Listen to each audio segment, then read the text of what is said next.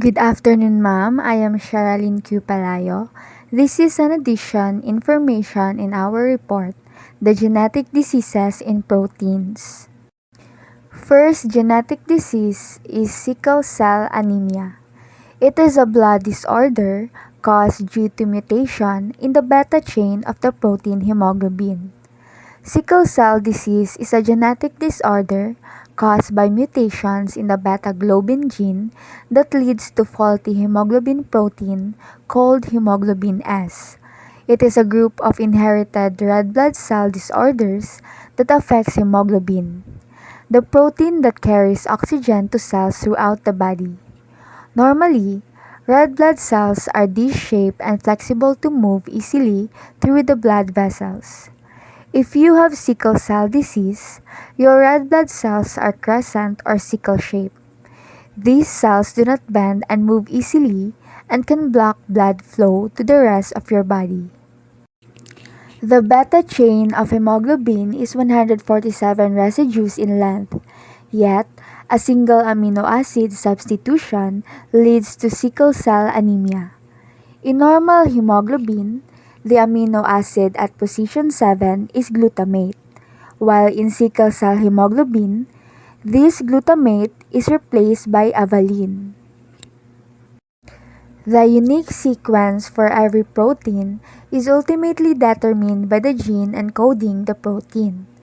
A change in nucleotide sequence of the gene's coding region may lead to a different amino acid being added to the growing polypeptide chain, causing a change in protein structure and function. In sickle cell anemia, the hemoglobin beta chain, which is shown in the figure, has a single amino acid substitution, causing a change in protein structure and function. Specifically, the amino acid glutamic acid is substituted by valine in the beta chain. What is most remarkable to consider is that a hemoglobin molecule is made up of two alpha chains and two beta chains that each consist of about 150 amino acids. The molecule therefore has about 600 amino acids. The structural difference between a normal hemoglobin molecule and a sickle cell molecule, which dramatically decreases life expectancy, is a single amino acid of the 600. What is even more remarkable is that those 600 amino acids are encoded by 3 nucleotides each. The mutation is caused by a single base change or point mutation, 1 in 1,800 bases. Because of this change of one amino acid in the chain, hemoglobin molecules form long fibers that distort the biconcave or disc-shaped red blood cells and assume a crescent or sickle shape which clog arteries. This can lead to myriad serious health problems such as breathlessness, dizziness, headaches, and abdominal pain for those affected by the disease. Causes of sickle cell anemia. Normal hemoglobin is classified as hemoglobin A, while sickle cell patients produce hemoglobin S. Sickle cell anemia is caused by an autosomal homozygous recessive trait. It is an inherited disease caused by defects called mutations in the beta globin gene that helps make hemoglobin. Sickle hemoglobin is not like normal hemoglobin. The mutations in the gene cause a problem when oxygen levels in the blood are lower, which occurs once the hemoglobin has delivered oxygen to the cells in the body's tissues. With less oxygen, the abnormal hemoglobin S gene can cause rigid, non-liquid protein strands to form within the red blood cell.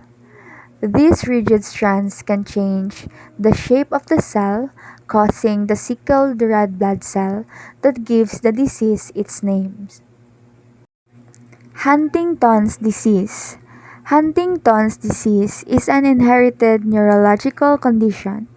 In this case, Conformational change is most likely to occur in proteins that have repetitive amino acid motifs such as polyglutamine. It is a genetic, progressive, neurodegenerative disorder characterized by the gradual development of involuntary muscle movements affecting the hands, feet, face, and trunk, and progressive deterioration of cognitive processes and memory. It is caused by changes or mutations of a gene that is located on the short arm of chromosome 4. It is caused by a mutation in the gene for a protein called huntingtin. The defect causes the cytosine, adenine, and guanine, or the CAG building blocks of DNA, to repeat many more times than is normal. Each child of a parent with HD has a 50-50 chance of inheriting the HD gene. Symptoms of Huntington's disease: antisocial behaviors, hallucinations, irritability, moodiness, restlessness of fidgeting, and paranoia. Huntington's disease symptoms can develop at any time, but they often first appear when people are in their 30s or 40s. If the condition develops before age 20, it is called juvenile Huntington's disease. When Huntington's develops early, symptoms are somewhat different and the disease may progress faster. Adult-onset Huntington's disease, the most common form of this disorder, usually appears in a person's 30s or 40s. Early signs and symptoms can include irritability, depression, small involuntary movements, poor condition, and trouble learning new information or making decisions. A less common form of Huntington disease, known as the juvenile form, begins in childhood or adolescence. It also involves movement problems and mental and emotional changes. Additional signs of the juvenile form include slow movements, clumsiness, frequent falling, rigidity, slurred speech, and drooling. Marfan syndrome. Marfan syndrome is a autosomal dominant inherited disorder of connective tissue. Connective tissue holds the body together and provides support to many structures throughout the body. In Marfan syndrome, the connective tissue isn't normal. As a result, many body systems are affected, including the heart, blood vessels, bones, tendons, cartilage, eyes, nervous system, skin, and lungs. It is caused by a defect in the gene that encodes the structure of fibrillin and the elastic fibers, a major component of connective tissue. This gene is called fibrillin 1 or FBN1. Symptoms: sometimes, Marfan syndrome is so mild. Few, if any, symptoms occur. In most cases, the disease progresses with age and symptoms of Marfan syndrome because noticeable as changes in connective tissue occur. Some of its symptoms are tall, thin build, long arms, legs, fibers on toes, flexible joints, crowded teeth, flat feet, and a chest that sinks in or sticks out. Tay-Sachs disease, most commonly found in children, is a fatal autosomal recessive genetic disorder that progressively destructs the nervous system. Tay-Sachs disease is a rare disorder passed from parents to child. It is caused by the absence of an enzyme that helps break down fatty substances. These fatty substances, called gangliosides, build up to toxic levels in the child's brain and affect the function of the nerve cells. As the disease progresses, the child loses muscle control. Eventually, this leads to blindness, paralysis, and even death. Symptoms of Tay-Sachs disease: In the most common form, an infant usually begins showing symptoms by about 6 months of age.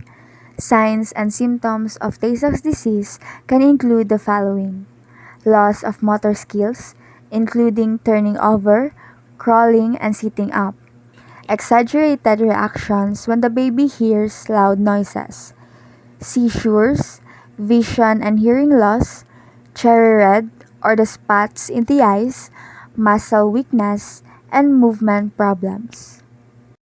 That is all. Thank you.